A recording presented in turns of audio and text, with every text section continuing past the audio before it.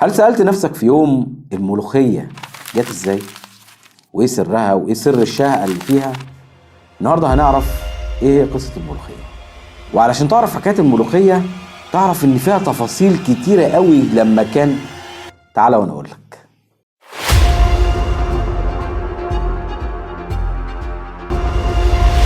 ورجعنا لكم وعايزين نعرف ايه هي حكاية الملوخية. زمان قوي ايام الفراعنة كان في ست حامل ربنا كرمها وولدت، جابت عيل كتكوت صغير اسمه تاح كبر شوية وزي اي بيت مصري بيخرج يلعب في الشارع. خرج لعب في الشارع وكان في زرعة طالعة جنب البيت. بحكم ان هو طفل وتطفل الاطفال العادي بتاعنا ده حب يلعب في النبتة. امه اول ما شافته صرخت وشهقت وقالت ابني اوعى تقرب من النبتة دي نبتة سامة. خاف تاح من النبتة وحلف ان هو ما يقرب لها تاني. كبر تاح وفي يوم من الايام امه قالت له يا تاح روح ادي لنا الحاجات دي من السوق. تاح زهق ونفخ وقال ماشي. نزل تاح، ولكن للاسف تاريخ مصر كله غزوات. الهكسوس دخلوا بصوا شمال يمين، قروا عن المصريين، عرفوا ان هم بيخافوا من النبتة دي. دخلوا وقالوا احنا جايين هنا عشان نذل مصريين. وهم ماشيين في السوق قابلوا الواد تاح. هاتولي الولد ده. جه تاح كتفوه وقعدوه قالوا له انت ولد احنا جايين هنا علشان نذلك. هو الهكسوس كانوا بيتكلموا زي الاتراك؟ يعني هم الاتراك كانوا بيتكلموا كده؟ صلى على النبي. انا عايز اقول لك ان دكتور زاهي حواس هيموتنا. المهم قالوا احنا جايين نذل المصريين، اجمع لي كل الناس بتوع البلد دي وهات لي ولد تاح. كتفوا وقعدوا قدامي. كتفوا تاح وام تاح جت شافته. اول ما شافته شهقت وقالت ابني. قالوا له احنا عشان نذلك احنا هنأكلك من نبتة بتخاف منها كلبة. تاح بكل شجاعة صمد وقال له ابوس ايدك يا سعادة الباشا بلاش النبتة دي، ده انا وحيد ابوس ايدك.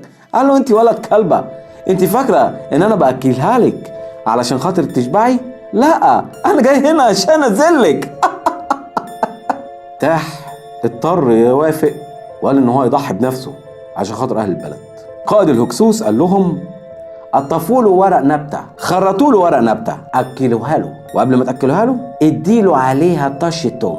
قطفوا ورق النبته، خرطوا ورق النبته، وام تاح واقفه يا عيني لا حول ولا قوه.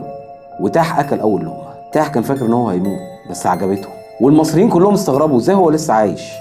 دوها بعد منه لقوا طعمها حلو. وعدت الايام وعرفنا ان النبته دي هي الملوخيه اللي كانوا خايفين منها، وبعد كده اتطورت وبقى في منها ملوخيه بالارانب وهكذا. ويقال ان ام تاح لما شهقت اكتر من شهقه ربطوا الحكايه بالملوخيه.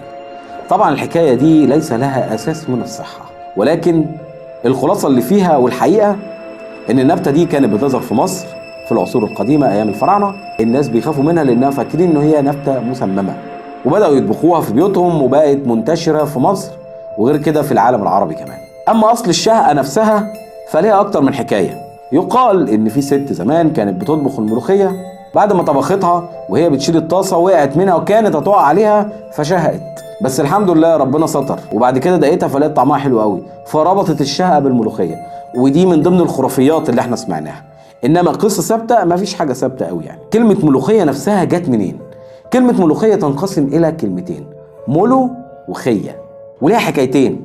الحكايه الاولانيه زي ما قلنا ان الهكسوس لما دخلوا مصر كانوا عارفين ان النبته ديت كان اسمها خيه عند القدماء المصريين. لما جم على مصر عشان يجبروا المصريين هم ياكلوها والمصريين كانوا بيخافوا منها فقالوا لهم ملو خيه. ملو يعني كلوا خيه. وفي اسطوره تانية بتقول ان دي اكله اتقدمت للملوك لانها نسبه للملوك فلقبت باسم ملوخيه. ودي اكتر من حكايه عن الملوخيه، ولكن اللي احنا عرفناه ان هي اكله مصريه في البدايه، وتعتز بمصريتك ان انت اول واحد اكل الملوخيه اللي انت اصلا اجدادك كانوا بيخافوا منها. بس في كلمه نسيت اقولها لكم في النهايه. ملك الهكسوس هدد مصر كلها في النهايه وقال كلمه في منتهى الغرابه وهي المفروض هتتحقق. قال لهم انتوا مصريين اعمل سبسكرايب، اعمل شير، اكتب كومنت ودوس على اللايك. اشوفكم في حلقه جديده. سلام.